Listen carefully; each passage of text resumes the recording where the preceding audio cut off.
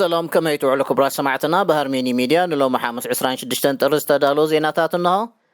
فلما كاندنا تبتاتو ጸጥታው ሁነታት ክሳብ ክንደይ ጽንኩር ምዃኑ ህዝቢ ሽወደን ክግንዘብ ይግባእ ተባሂሉ ጠንቅ ምልውዋጥ ተኽስን ፍንጃርን ስቶክሆልም ተፈሊጡ ሃገራት አውሮፓ ሕብረት ምስ ጓግሕቲ ዕቕቦም ዝተነጥቁ ሰባት ከተግብራ ከምትደሊ ሽወደን ገሊጻ ናይዞምን ካልኦትን ዜናታት ዝርዝራት ድሕሪ ዝሓጻር መሳገሪት ተጸበዩና ምሳና ጽንሑ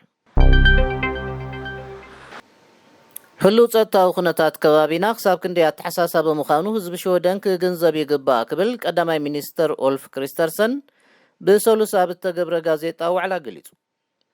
ሽወደን ኣብ መስርሕ ኣባልነት ኔቶ ገለ ብድሆ ዘለዎን መዓልታት ድሕሪ ምሕላፋ እዩ እዚ ሚኒስተር ጉዳያት ወፃእን ምክልኻልን ዝተረኽቦ ጋዜጣዊ ዋዕላ ተገይሩ ዘሎ ወራር ሩስያ ኣብ ልዕሊ ዩክሬን ዘኸተሎ ጸጥታዊ ኩነታት ብዕቱብነት ክረአ ከም ዝግብኦ ዝገለጸ ክሪስተርሰን እዚ ወራር ድሕሪ ካልኣይ ኩናት ዓለም እቲ ዝኸፍአ ጸጥታዊ ስግኣት ምዃኑ ኣብቲ ዋዕላ ኣስሚሩሉ ኣሎ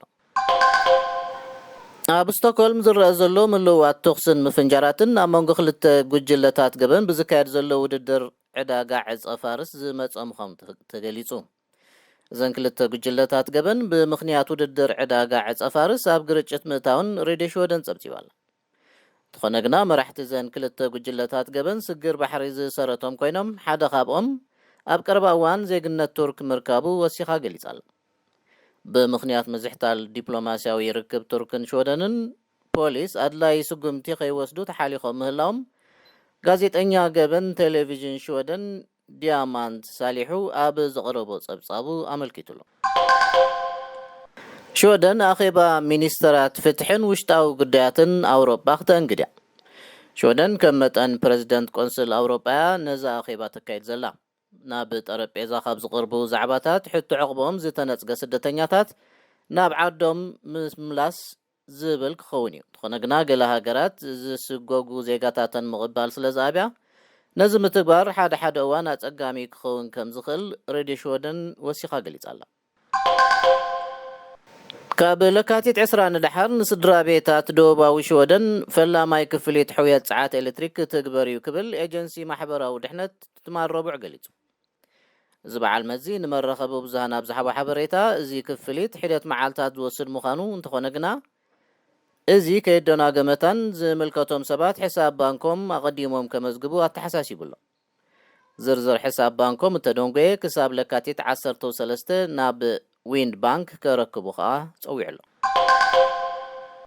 ምስ ሃርሜኒ ሚድያ ከም ዘለኹም ክቡራት ሰማዕትና ኣብ መወዳእታ ብዙሓት ሰራሕተኛታት ንምፍረራህን ጎነፅን ይቃልዑ ምህላዎም እንተኾነ ግና ብዙሓት ኢንዱስትሪታት ነዚ ንምውጋድ እኹል ስራሕ ከም ዘይዓመማ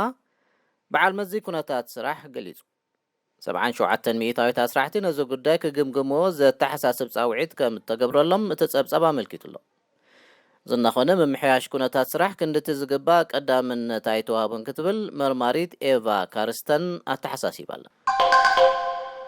እምበር ክቡራት ሰማዕትና ንሎሚ ሓሙስ 26 ጥሪ ዝተዳለዉ ዜናታት ብዝፈጺምና ኣለና